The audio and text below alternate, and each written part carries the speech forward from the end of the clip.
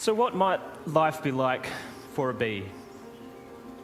Imagine yourself in a dark space, surrounded by 50,000 of your brothers and sisters. Despite the darkness, you see everything that's around you, using your sense of smell, touch, and through vibration. A constant assault of sensory information washes over you. And to an outsider, this might seem like chaos, but to you, everything makes sense. And you know your place in the scheme of things and carry out the task that you need to ensure the survival of your sisters, your brothers, and your mother, whom you adore. This is life inside the colony, and this is the life of a honeybee. When you hear about bees, many of you may make an obvious association with bee stings. I'm sure the majority of us in this room have been stung by bees before. But to those of you that do make that association, I'd like to change your perceptions and your preconceptions about bees, and instead replace this with an idea of beauty, fragility, and an absolute necessity for our survival on this planet. So it all starts with a single egg laid in the hive by the queen. And remarkably, the queen has the ability to choose whether she fertilizes this egg or not as it passes through her reproductive tract. If she does fertilize it, it will become a female bee, and of course a worker bee, which also has the potential to develop into a queen. If she doesn't fertilize the egg, it will develop into a male bee or drone. And we can see from the three different bee types or castes, they have very distinct morphology and body structure to carry out the various tasks that's needed of them. The worker is lithe and nimble to get into all the nooks and crannies of the hive and perform all those tasks that she needs to. The drone has excellent eyesight to find queens on mating flights and an enormous thorax to house its powerful flight muscles. And of course, the queen has an extraordinarily long abdomen to house her reproductive organs, which can enable her to lay her own body weight in eggs every day.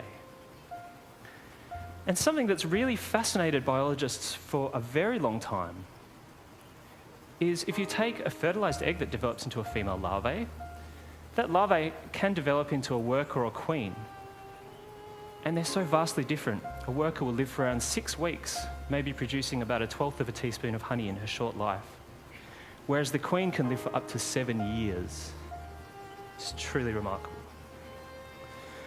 Of course, the life of a bee starts with the egg which hatches into a larvae. And if for some reason the hive needs to generate a new queen because she's either died unexpectedly or simply isn't performing anymore and they need to supersede her, they will take a young larvae and feed it royal jelly, these larvae in royal jelly. And they'll build a large wax cell around these queen-destined larvae. And typically they'll raise more than one queen at a time to ensure a successful requeening of the colony. But of course there can be only one queen per colony. So the first queen or virgin that hatches out will ruthlessly hunt down any other queen cells in the colony, chew a hole in the side of the wax cell and sting any potential queens to ensure that her rule is absolute. Now the life of a drone is somewhat tragic. From birth to death, he is absolutely, utterly, 100% dependent upon workers for feeding him, cleaning him, all of his needs. Really, he sits around in the hive doing just one thing, and that is thinking of a virgin to find a mate. But if he knew the reality of this, he might think differently. Because for the drone, to find a queen and mate is to commit sexual suicide. And that is even worse. Part of his phallus gets ripped off and left inside the queen. But of course, he's played his part, he's passed on his genes, and the queen will mate with multiple males in a single nuptial flight and return to the colony. And she will take all of the sperm that she's taken on board and store this for her entire life. So she only mates once. So she needs to conserve this sperm usage, and she uses this throughout her life to repopulate the colony. So she returns to the colony, and so a new generation will begin. A new generation of workers and drones and potential queens. And of course, in the colony, There are many tasks that need to be fulfilled. Bees are much like us in some ways in our society. They have nurse bees that tend to young larvae. They have builders that build comb, air conditioners that fan the hive and evaporate honey, bees that will collect nectar from returning foragers and process this into honey. And of course, the bees that you'd be most familiar with, the forager. She travels from flower to flower, collecting much needed nutrients for the colony to ensure their survival in the form of nectar, which is the primary carbohydrate source for bees, and also in pollen, which provides them with much needed protein. But of course, this is no free lunch for the bee.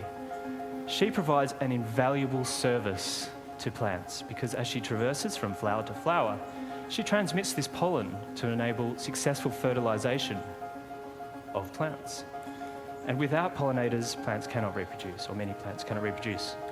And this is why we have such a vast array of colours and perfumes and beautiful flowers in our world, so that they can attract pollinators to do this critical task for them.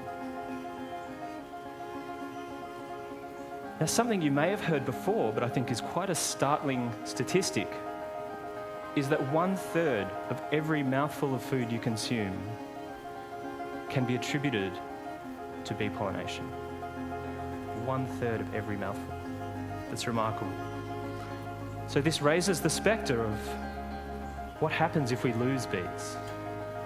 How is this going to result in a looming food crisis? And how will this affect our ability to feed the world?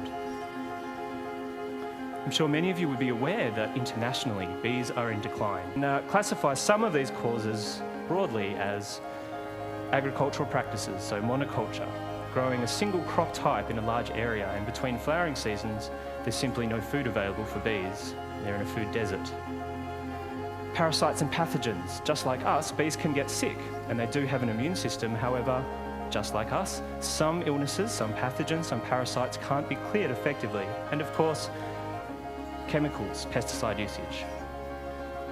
Now, it's a modern reality that the agricultural practices we have today are necessary for us to feed the planet. We need pesticides. There are just far too many pest crops around. So we need to develop better pesticides that will target these pests but leave pollinators unharmed. But much like bees cooperate, I think the answer is in cooperative, collaborative, multinational research, and I am hopeful for the future. And so I think we need to drive research into this area of bee health and make this issue more prominent. So I would hope that today I've started a conversation about bee health and about their absolute necessity for our survival and our ability to feed the planet. And I hope that through increased public awareness, we can start to drive change and to find a solution to this problem.